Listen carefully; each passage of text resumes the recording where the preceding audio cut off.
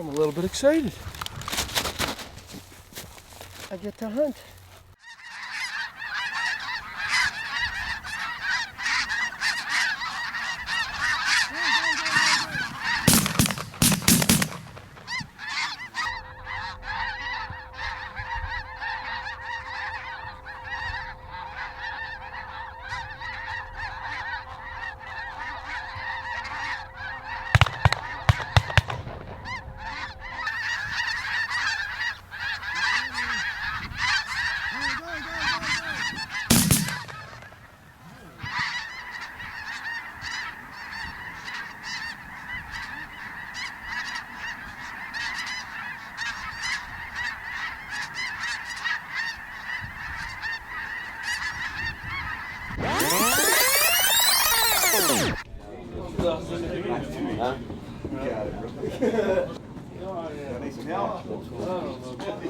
Thanks for having us, Claudio.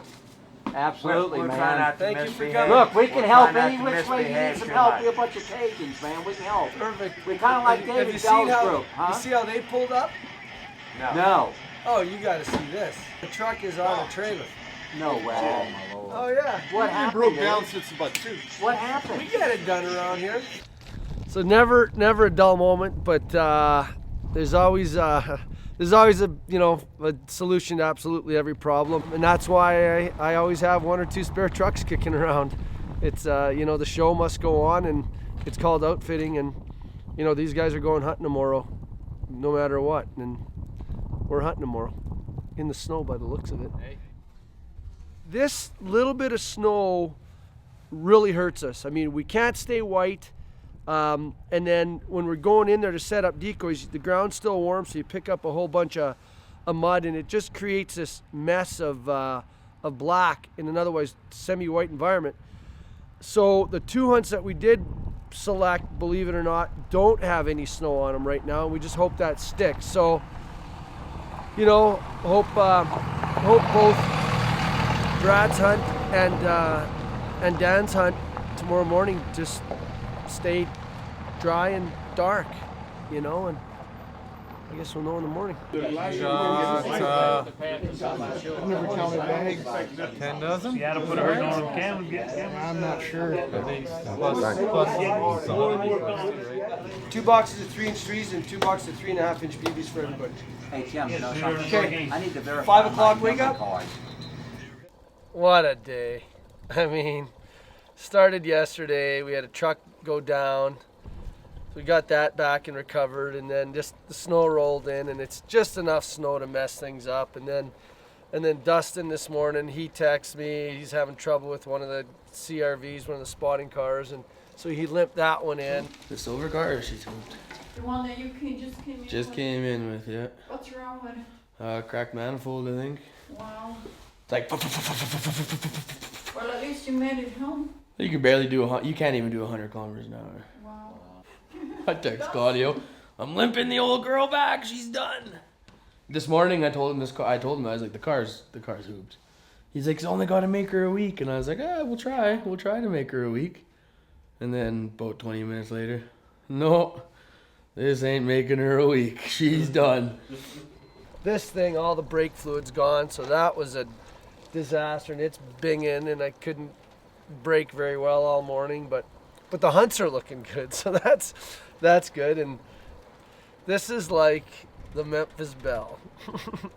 And I mean, everything is just wounded, crippled, and torn, and we're tired. And I mean, by Saturday, we're just gonna come skidding this thing in for a landing. I know it. But I have boat swimmers. We'll be spotting early this afternoon. I mean, with this kind of weather, the birds don't go back. They sit in the fields all day. So we're just gonna come back, have a quick bite to eat on a day where there's no power. I heard, so Alberta was stressed. I mean, he couldn't get his soup going, I guess. So I said, hey man, you got the stove in the RV, and deal with it. And he did, I guess. I don't know what he did, but I guess we're eating soup and sandwiches. Our power will be until 2 o'clock this afternoon, restore. So anyway, I have the sandwiches. Do you have any, butane, like propane burner? You do? Yes. Where do you have it? Cooking and 2 RBs, I think will be handle that, but we're going on a mission first.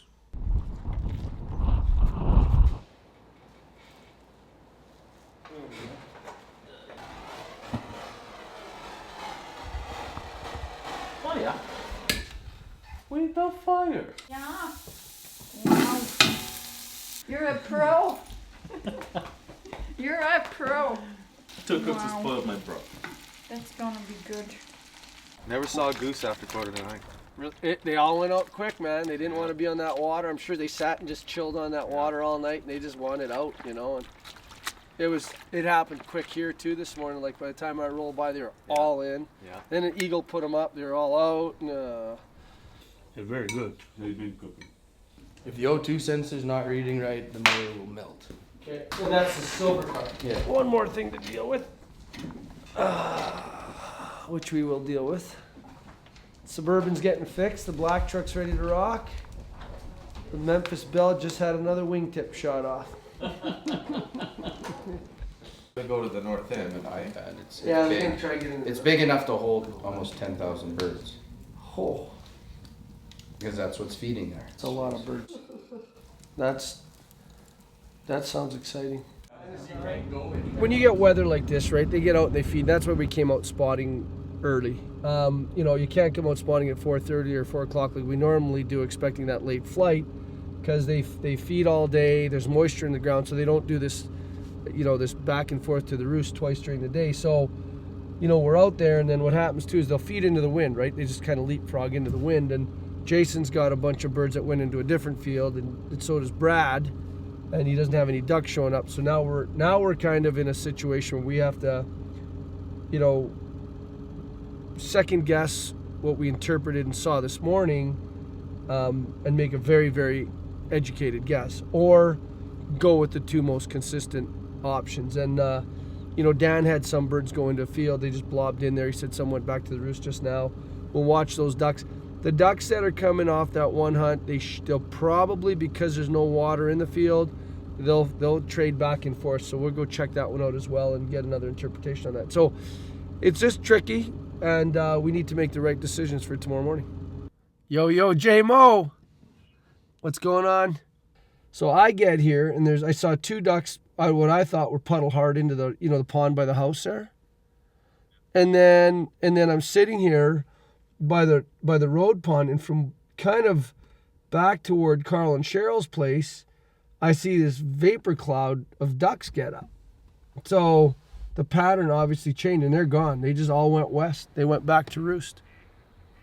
So I don't know. This one is not pretty. I mean, you could try hunt them by the lease, but I don't know now. If they reestablished on that southwest side, you're done. We'll go for the most consistent options. So you still have 60% of a big hunt though in that one field that is consistent, right? Okay, maybe in about 20 minutes I'll head down there and have a look, because I'd like to hunt with you and the guys in the morning, you know. All right, awesome. Thanks, Jay. Bye-bye. I'm just sitting here with Dan for a minute, and then I'm gonna race down. I'm gonna race down to see Jay, and maybe I'll hunt with him tomorrow morning. All right, bye. Just to give you an update of what was going on here. So they're all here this morning. Yeah. But the ducks were in the pea field that I hunted on Friday, right? And then now they're all across the road. So they're actually in a better spot now because they're further from the roost than even the peas, right? The geese are. Yeah. Except the problem is the ducks are coming from a roost back over Oh here. yeah, very close. Yeah. Yeah, which is borderline. But if the wind's out of the south, well, now look at the ducks going across the road. They're going to the peas. So they're jumping back and forth between the two. Those ducks are gonna all end up in those peas. So just watch how the evening transpires, and we'll play it by there. Worst case scenario, come in with a hunt on the peas, pin it with your phone. Unless there's nothing there. Well, right, and we'll know when we go by, but I bet you there will be. See you after dark. You know it.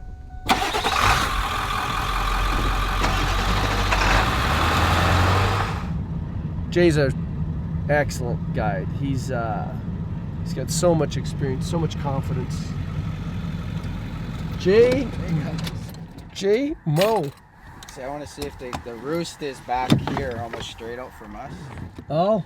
They've been in here all day. When I came back at 2:30, 3 o'clock, they were just skipping over. There was maybe 5, 6, 7, 1,000 in the other field. Oh wow. And then they would be skipping, and then some were coming back, and then they would go drink, and it was just constant.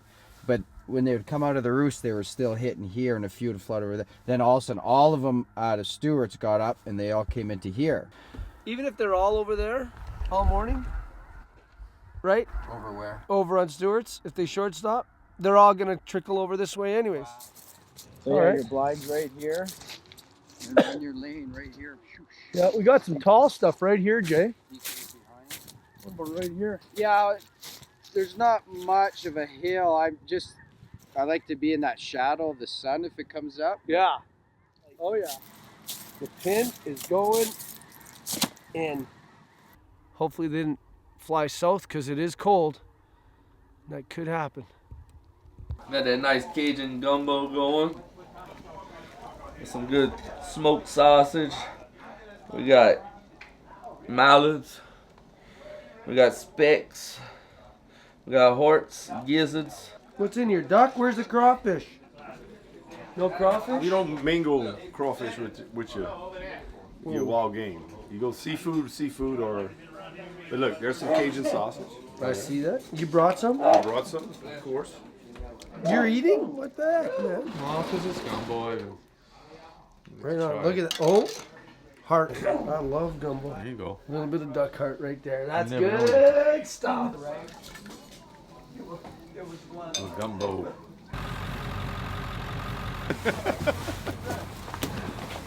Okay, I'll leave you with them. Yeah.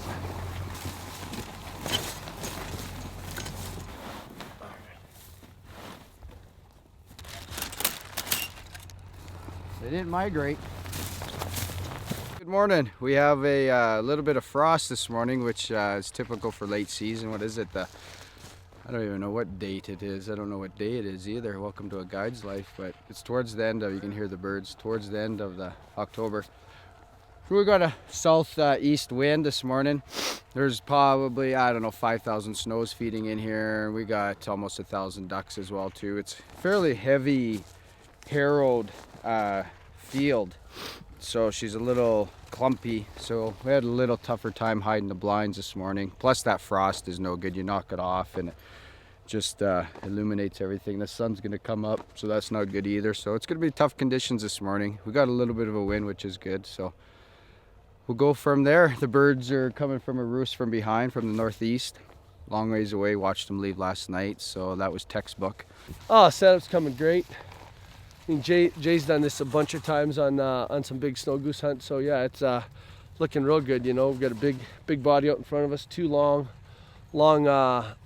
fingers. This is a big feed band here, and those geese are going to try to get up ahead of us. You know, and we're kind of right in the hole. We'll set the two flyers up, and yeah, it's good. We got the blinds ready to rock. The guys did a good job dressing them. I've guided a bunch of snow goose hunts this year already, but I mean, I've never got to sit in the lineup and actually shoot, so I'm really looking forward to this. I mean, as a guide, we do this because we love to hunt. We never get to hunt, so this is good. I'm pumped. I can hear some of the geese in the background there, which is makes it even that much more exciting. And they're loud, which means the lights are starting to come on, and we got to get some decoys set up. So I got to help and get this done.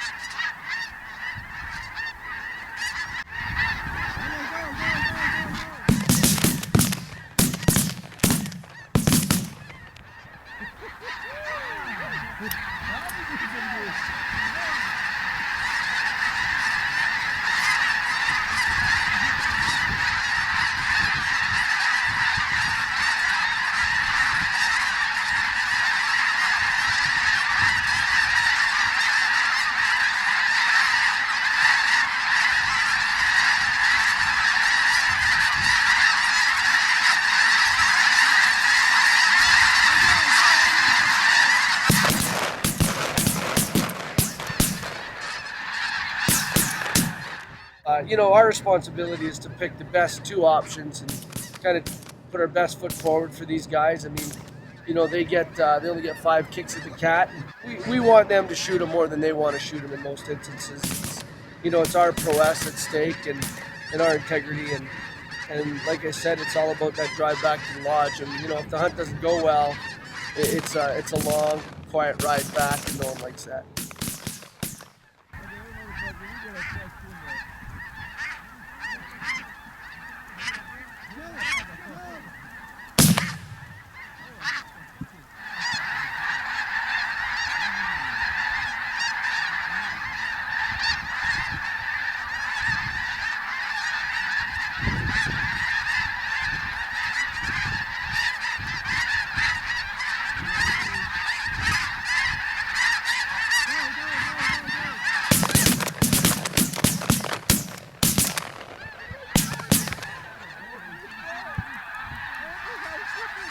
This last week has had its trials and tribulations. I mean, we had the rain and the snow and a harsh north wind, and I mean, it's just, it's just chaotic. I don't know how else to put it. And we're all ready for it to end when it's all said and done, and we have all our stuff packed. And Brad, the first thing he'll do is he'll load his truck up, shake my hand, and we'll give each other a big high five, and he'll be off. He'll be at home with his daughter. He's a single dad, and Jason hasn't seen his kid and girlfriend in a while. And I mean, I know I haven't seen my lovely 2 little daughters more than a few half days since the Katy Perry concert on August 31st. And we're all ready to get back to some normalcy, I guess. But there's still this sad feeling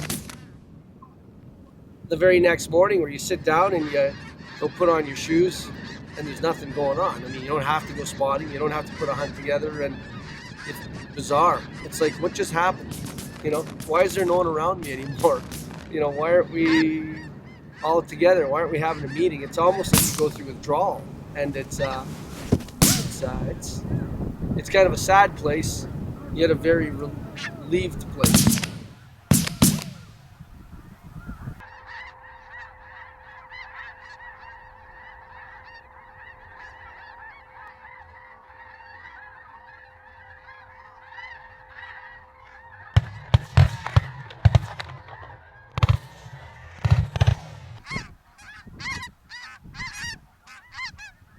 I mean, they were hanging on the wind right there, like 15 to 20 yards. And, if any of them came a little too high, patience is so critical in the snow goose game. You just gotta wait just a little bit. And you think, wow, we should have shot them. No, they'll wheel around, they'll go down 100 yards, and they'll come in, they'll do it just perfectly. So we were getting that. And it gets to a point where it's not even about the shooting, and I remember Doc that morning, who can't hear well, go, let's shoot that one, because we had singles and doubles right in our face, and I would just say, no, let's wait, enjoy it, enjoy the show. And there are times we have 10 or 12 there, but 50 or more behind, and we're waiting, and it's some of the most beautiful waterfowling I've experienced. And I've been doing this for 21 years. I mean, I don't want to say I've seen it all, but I've pretty much seen it all when it comes to bird hunting, especially here in Alberta. That was fantastic. Oh, the clients just loved it. I mean, we've done several of these snow goose hunts, and when they come back and they go, hey man, that was the best hunt of my life. It's a great feeling.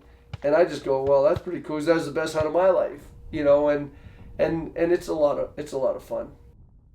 I feel good. So good. Because I have this. All right. Ow! Get in there, guys. We started using these Cabela's Northern Flight lay-down blinds on the snow geese kind of mid to late season. We've had several snow goose hunts well into the 150s. We shot another 148 or something today. And I'll tell you what, they're comfortable, the concealment's great, the doors flip open well. You combine a great blind with some other great products and you're gonna do it real well. And today was testament to just another great day of goose hunting. Well, Barb, you're gonna be busy today, huh? Yeah. Did you eat? Yeah, I did. Did you eat some taquitos? I did. Good, good. Are you ready to butcher all afternoon? Are you? You gonna make it, Barb? I'll try. I'm sure. I'm sure I will. What I was doing that was working was a bigger J and only one long arm. Yeah, and that's what Brad likes Brad to likes. do. Yeah. But tonight he said he had geese all over him. He put out 200 socks, Yeah, one whirlybird, and then he called the hunt at 6. yeah. Well, I don't blame him. He goes, it was from 4:30 to 6. It was just Constant. And he goes, we got to clean up. Oh, that's why. Oh yeah, he just shot one. Good job. Unbelievable. Look at you smiling. Gets out of control quick. Like we thought this morning, 80, 150 in an hour and a half. Hour and a half. Wow, that's 90 minutes. That's 2 a minute. That's raining geese. You didn't shoot. 200. Yeah. 200 snows. even. And 201. you didn't shoot. I've been filming, I don't know, 20 minutes of the chaos. Of terabytes. He comes over, he says, give me the camera. I said, okay, I handed him the camera. He throws the gun in the blind and a box of shells, shoot! So I thought, shoot. I said you needed to be part of the chaos. He shot about 10 minutes. And I like your look. Like you going for the hobo look. You know, I get guys once in a while. They go, Claudio, what do we got to wear for camo? And I go, we're gonna cover you up. You can wear a purple suit. Yeah. Right. But I mean, the scarf was over the top.